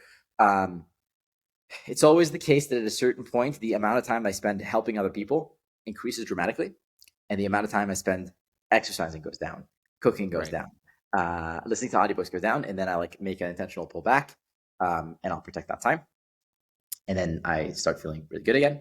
I also think that it's very beneficial to switch location every 3 times a year, because it's like you're living 3 years inside of one. And so those are the tricks that I use to maintain it. And then lastly, I will say I've designed my life to live inside of my zone of genius.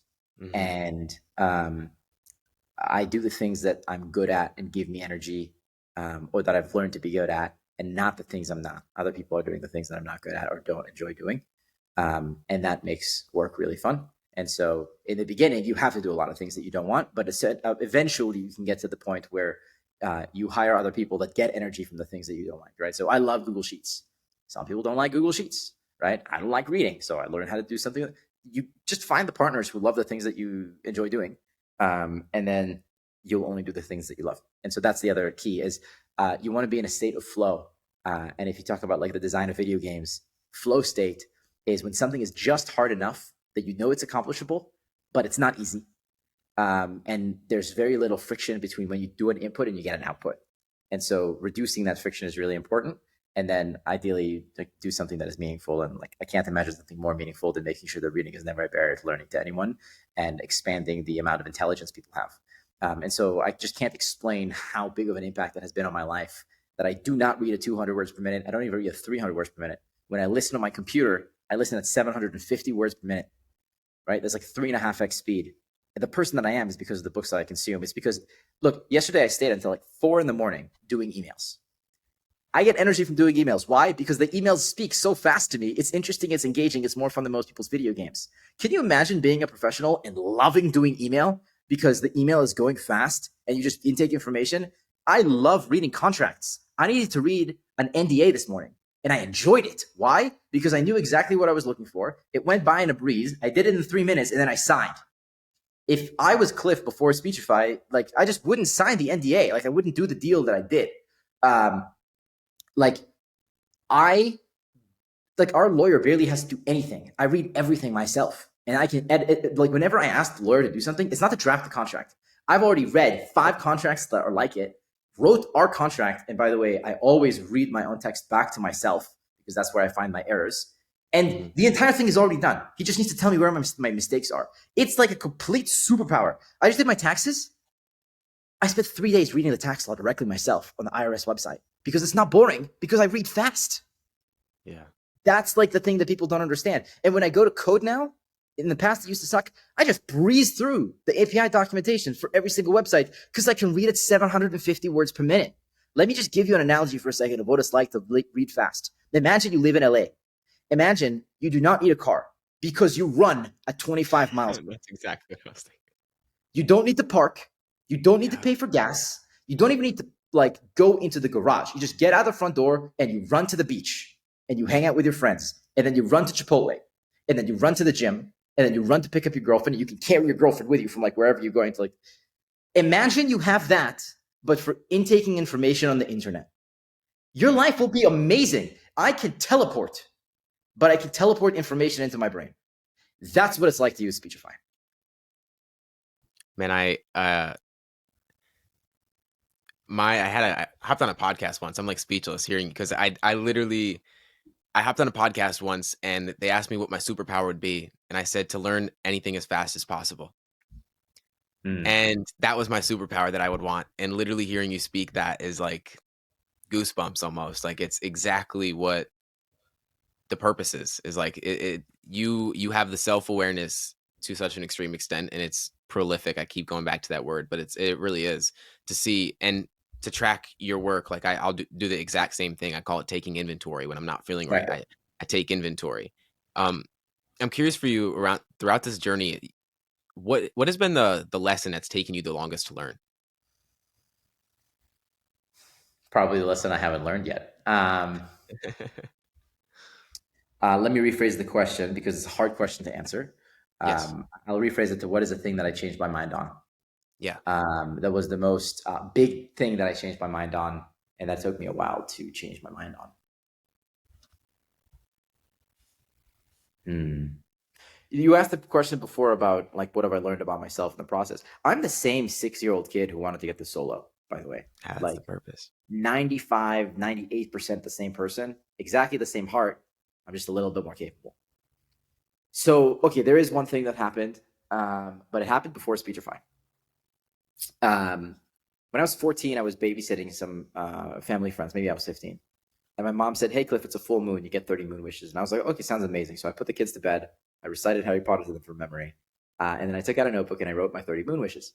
And I was like, well, if I had a genie here like Aladdin, I would need to pick the 3 things that I really want. So let me collapse these wishes into like 3 subcategories.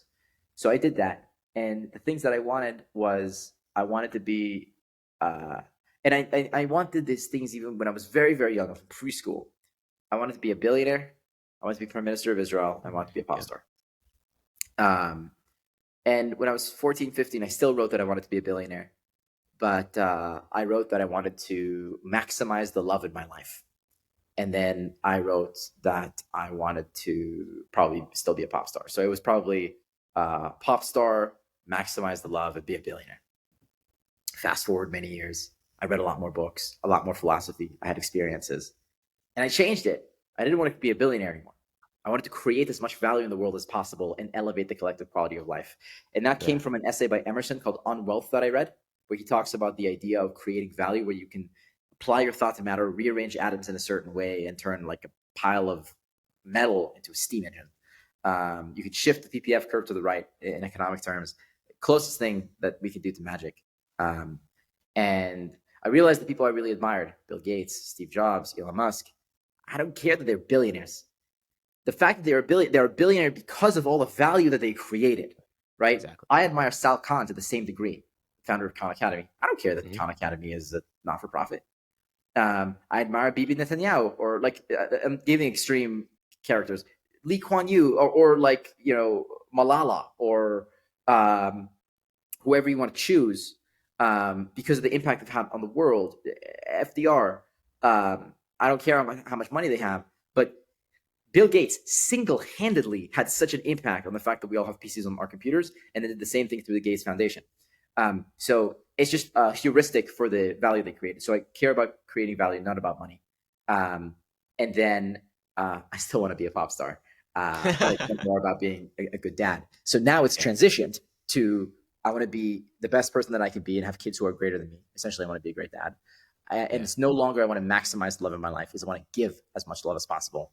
And it's I want to create value, as opposed to I want to be a billionaire. And so the actions are the same actions that are derived from these goals, but there's actually very important nuances to definitions and to the words that you use to guide your life. And so I think that my table of values, by the way, Aristotle talks about having a table of values. Nietzsche talks about having a table of values. Benjamin Franklin talks about having a table of values. Everybody should have a table of values. Mm-hmm. And I recommend the writings from these authors if you want to understand the concept really well. But that table should change over time. It does not stay static. And as you grow, you learn to update your values. And so I think for me, the first and important lesson was to write a table of values. And the best way to do that, in my opinion, is actually just write like a 50-page paper about your worldviews. And the second thing is that those values are not static. They should change over time. And every time I get to change something in my table of values, I'm very happy. Yeah, it means you're changing. I mean, like changing your beliefs. Hey, there you go. We're back to the thesis of the podcast. Exactly. And that brings me to the last question I ask every single guest. And it's the overarching reason I started this was I feel life's more about unlearning than it is learning. Unlearning all the beliefs and paradigms that's kind of stop us. I'm curious, what belief are you currently unlearning?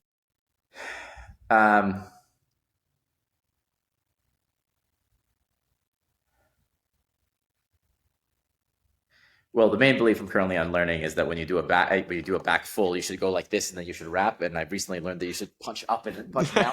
I'll give you another one. I used to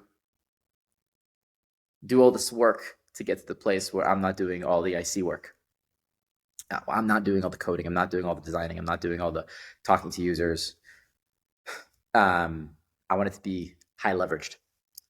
Turns out I hate managing people. I love leading, but I do not like managing people. And I figured out very, very quickly. That's fine. There's other people in Speechify who are excellent managers. Leadership is seeing the greatness of other people before they see it themselves. It's the ability to set vision, to make sure the resources are there, the right people are in the right seats, and that you're setting the right strategy. And that I love to do and I'm good at, but I miss working as an individual contributor a lot. I feel great mudita. Mudita is a word in Tibetan that is the opposite of schadenfreude. It means the positive feeling you get from the well-being of others and the thriving of others. Mudita for my brother Tyler, who gets to lead the AI team, because Tyler gets to spend 90% of his day coding. Where in the past, I feel like there's a lot of work. But now I'm like, oof, I wanna be in if I'm Alexander the Great, if I'm Kaladin, I want to be in the battle, like sword to sword. I don't want to be the fat general sitting in the back. And so I'm dying to do more work as an individual contributor. In a team with people like Tyler and Simon and Shaitu and Roman, I'm not going to give the value in coding, but I have historically been very good at explaining the product and making ads, but I haven't made ads for about 2 years. And so now I'm getting back into that. I spent the last week sleeping over at my friend Eric Decker's house. He has a YouTube channel called Eric. Yeah. And earlier this year, I did 2 weeks staying over at Mr. Beast's house. I did the same thing with like Yes Theory, with Logan, with a bunch of different people. And so I've learned how to create content to a much better degree than I did before. And I'll do some of that. But I also did the same thing with musicians that I really admire. And I think that the place that I'm going to try to put my energy, it's challenging because there's still a lot of leadership stuff that I need to do, is writing more songs. So there's one artist in particular that I really love right now called NF. He has a song called Hope that is absolutely incredible. And I'm very inspired by his writing. And so there's a song I published last year called Read to You. You can find it on Spotify if you search Cliff Weitzman or Speechify. And I got a tremendous amount of satisfaction from that song. And a lot of people downloaded Speechify because of that song. there's like 6 other songs that I wrote like that. One about anxiety, one about ADHD, one about, thinking that you're stupid. I haven't finished them. They're each between like 60 to 90% done. So one of them is called The Fire in My Chest. One of them is called Human Spirit. And I just want to like finish them, put them out there. And I think that is going to be the place where I get to do some IC work, is as a writer, specifically of music. And then we'll see where I go to next. But I think that is not as much a thing I needed to unlearn. It's just I need to hold space for myself to have the time to write and do IC work and not look at it as a waste of time. Because I always have a temptation of thinking that I'm wasting my time by doing this, because I can have so much more leverage by doing leadership stuff, and that there's a logical fallacy there. Yeah, I mean, to some extent, it is a belief that you once had that now you're trying to shift your. Maybe you're shifting your relationship with it. At the end of the day, is That's what right. it is, right?